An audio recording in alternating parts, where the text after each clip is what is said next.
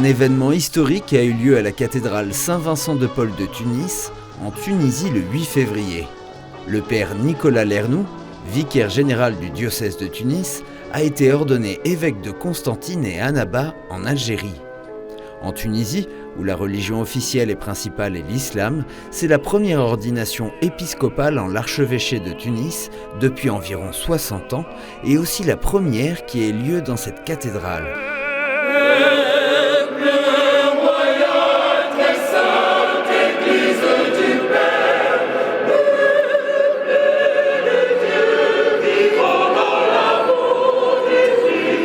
La cérémonie, présidée par le cardinal Romero, archevêque de Rabat au Maroc, a été concélébrée par une quinzaine d'évêques venus de tous les pays du Maghreb et d'Italie.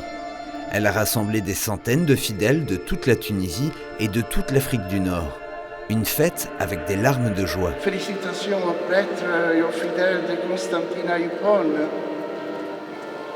Vous trouverez dans le Père Nicolas, ou mieux, dans l'évêque Nicolas, un vrai pasteur.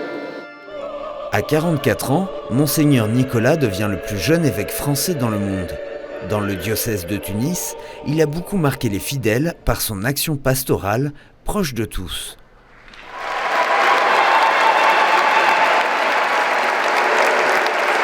C'est une grâce et une joie pour notre Église, parce qu'en fait, il fait le lien entre les trois pays. L'Algérie, la Tunisie et le Maroc. C'est un soutien pour nous. C'est un monsieur d'une rectitude extraordinaire, d'une foi remarquable. L'expérience que j'ai eue avec lui en tant qu'ami, je ne suis pas chrétien, c'est l'expérience d'un homme vraiment, Dieu l'a appelé. C'est quelqu'un qui croit très profondément. Quand vous parlez avec lui de l'islam, il vous dit des choses extraordinaires comme s'il était musulman. Père Nicolas réunissait les grands, les petits, faisait des séances de catéchisme extraordinaires. Quelqu'un qui est dans une homélie très douce, une homélie où on est très nourri spirituellement.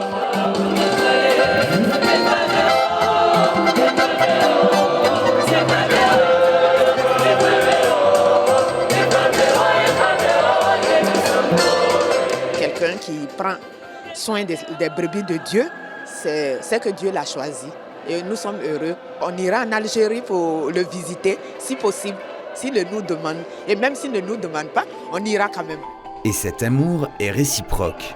Cette cathédrale est pour moi le symbole d'une église famille, comme nous aimons nous définir en Afrique, une petite église universelle en miniature, avec des frères et des sœurs qui viennent de tous les continents. Et il est toujours coûteux de quitter un pays et des personnes que l'on aime, même pour répondre à l'appel du Seigneur. On sait que lui nous précède là, il nous envoie, mais lorsqu'il nous donne de vivre de manière vraie, un amour pour un pays, pour un peuple, une culture, pour des gens, on ne part jamais évidemment sans que cela crée une douleur aussi dans le cœur.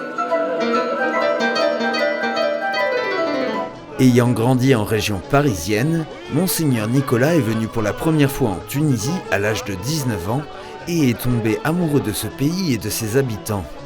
Après son ordination, il emmène en pèlerinage sa famille et ses amis aux alentours de Tunis découvrir les lieux qui ont beaucoup compté pour lui.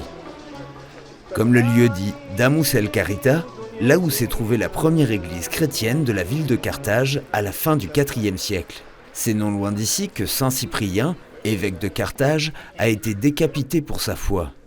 L'occasion de prier pour que Dieu donne la force et le courage aux chrétiens d'être fidèles à leur foi jusqu'au bout. Que ton règne vienne, que ta volonté soit faite sur la terre comme au ciel.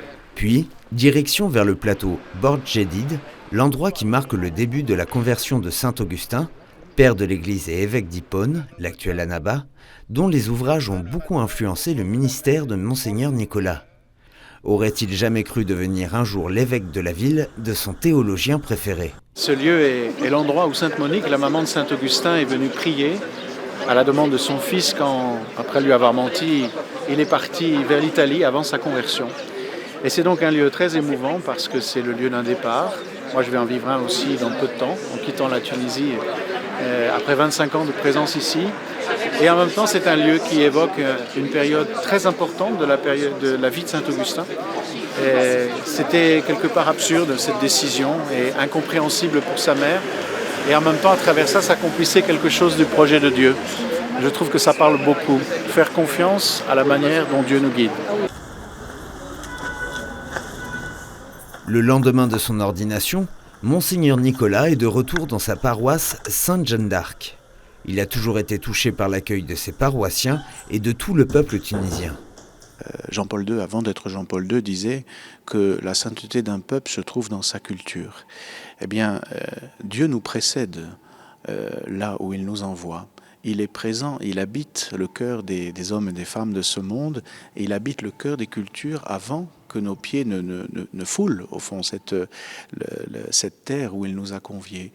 Et de retrouver comme ça cette présence de Dieu qui nous précède et qui travaille le monde à la manière d'un ferment est quelque chose qui a été profondément nourrissant pour moi jusqu'à présent.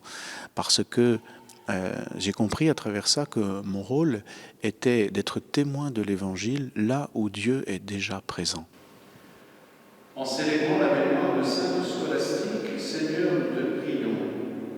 La différence qu'il y a peut-être entre mon pays d'origine, la France, et ici, c'est que aujourd'hui, dans une société qui reste une société traditionnelle comme la Tunisie ou celle de l'Afrique du Nord, le fait de croire est constitutif de l'identité.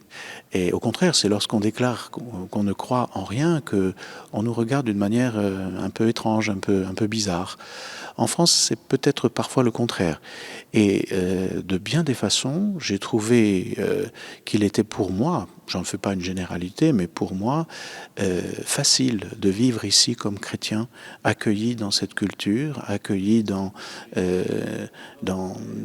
cet espace qui est marqué à 99% et vécu dans l'islam, accueilli en tant que croyant et respecté en tant que tel. C'est un tout nouveau ministère qui s'ouvre pour Monseigneur Nicolas, le cœur ouvert vers l'Algérie qu'il va bientôt rejoindre. Jésus dans l'Évangile nous dit « C'est à l'amour que vous aurez les uns pour les autres que tous reconnaîtront que vous êtes mes disciples ». J'ai hâte de vivre et de continuer de vivre ça avec mes frères et sœurs, ceux qui me sont donnés et à qui je suis donné maintenant à Constantine, comme je l'ai vécu ici. Cette fraternité est profondément missionnaire et elle est aussi extrêmement joyeuse. Elle est exigeante, bien sûr, mais joyeuse quand on la vit ensemble. C'est exactement ce que j'aimerais vivre tous les jours avec les frères et sœurs que je vais trouver là-bas.